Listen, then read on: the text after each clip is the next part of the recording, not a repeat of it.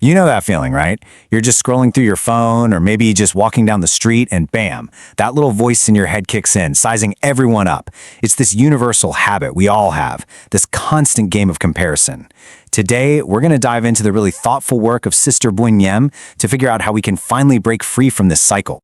It's like this constant running commentary in our minds, and a lot of the time, we don't even notice it. Am I better than them?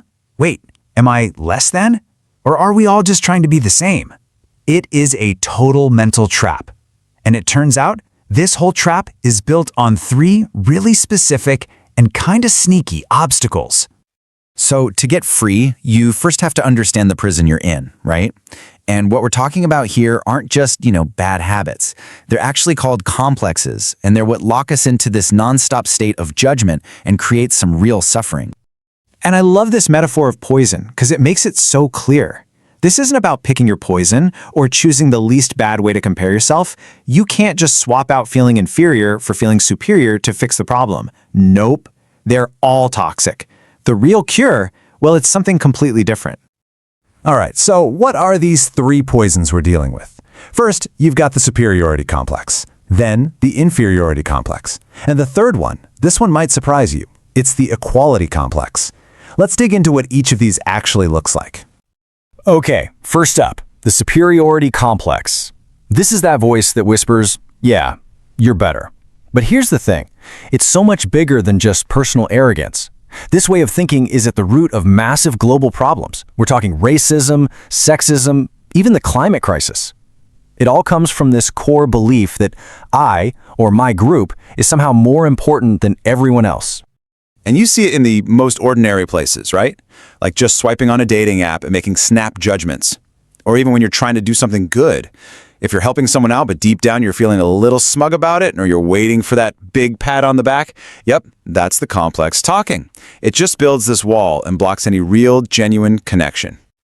So how do you fight this? Well, there's a really simple tool, a silent affirmation. It's just about taking a pause. As you breathe in, you can just recognize that we're all in this together. And as you breathe out, you can gently say to yourself, I open my heart to connection. It's a small thing, but it's a powerful way to start tearing down that wall. All right, next up is the one I think we all know a little too well, the inferiority complex.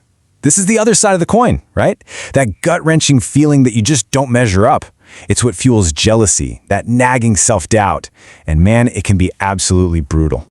And our modern world, especially social media, it's like throwing gasoline on that fire.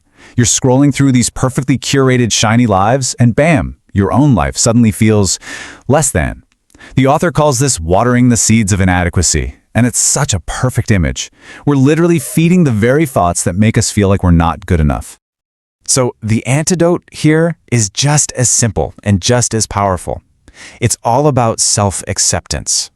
So the next time you feel that wave of comparison coming, you can just sit with it for a second and quietly, gently remind yourself of this one simple truth.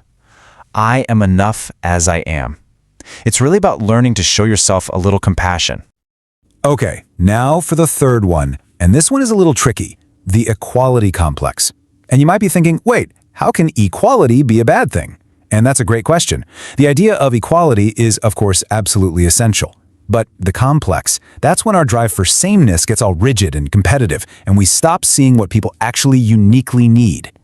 And this is where the key difference between equality and equity comes in. Think about it like this. Equality is giving everyone a size 9 shoe. Great, but what if you're a size 7 or a size 12? Equity is making sure everyone gets a shoe that actually fits. When we get stuck in that equality complex, we're so focused on everyone getting the exact same thing that we can actually create resentment instead of real compassion. The practice for this one helps shift our entire mindset. It's about grounding ourselves in gratitude. So instead of asking, do I have exactly what they have, you ask a quieter, much more powerful question, do I have what I need right now? Just taking a breath with that thought, I have what I need, can bring so much contentment and peace. Okay, so we've looked at these 3 poisons, but where do they all come from? What's the root of the problem? Well, the diagnosis is pretty deep. It all stems from this mistaken belief that we are separate, isolated little islands, that your happiness has nothing to do with my happiness, and my pain has nothing to do with yours.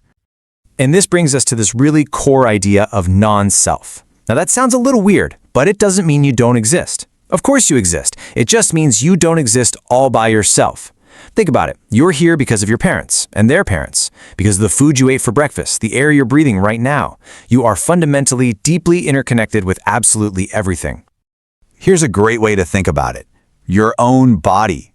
Is your heart better than your lungs? Of course not. They just have different, equally important jobs. And if you get a little cut on your finger, your entire body jumps into action to heal it. That's the perfect model for how we fit into the world, not as separate parts, but as one single, interconnected body of life. So, if we're not this separate self, does that mean we just throw self-confidence out the window? Absolutely not. It just completely redefines what confidence even means. It's a new kind of confidence, one that's not built on ego, but on gratitude and this incredible web of connection we're all part of. It's called non-self-confidence, and it's such a cool concept. It means when you accomplish something, you can feel genuinely proud and confident, while also feeling humbled because you know you didn't get there alone. I love the story about the Zen master Thich Nhat Hanh. When he'd publish a new book, he would actually place it on his altar as a way of thanking his teachers, his ancestors, and everything that made that book possible. Okay, this is all great in theory, right? But how do you actually do this? How do you live this way day to day? Well, the key is to weave really small, simple mindfulness practices into the things you're already doing. Seriously, you don't need to go meditate on a mountaintop. It can be as simple as this. When you're washing your hands, just take 1 second to feel grateful for the clean water. When you're walking outside, really feel your feet on the ground. And when you see another person, you can just silently recognize that they, just like you, are a good person who wants to be happy. It's these tiny moments that build up and create real joy. And that joy is the ultimate antidote to the poison of comparison. And to really bring this all home, the author shares this amazing personal story that completely changed how she saw herself and her own talents. It's a really powerful lesson. So when she was just starting out as a nun, she was totally stuck in that inferiority complex we talked about. She even wrote a letter to her teacher basically confessing that she felt like she just wasn't as skilled or as talented as everyone else in her community. I mean, who hasn't felt that way before? And his response just changed everything for her. He didn't tell her to try harder or give her a pep talk. Instead, he completely flipped the script on what success even means.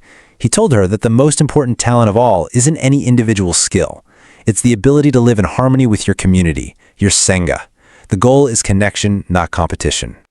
And that's really the thought I want to leave you with. In a world that is always screaming at us to achieve more, to be better than the next person, to stand out, what if our greatest gift, our truest talent, has nothing to do with what we accomplish by ourselves and everything to do with how we connect with each other?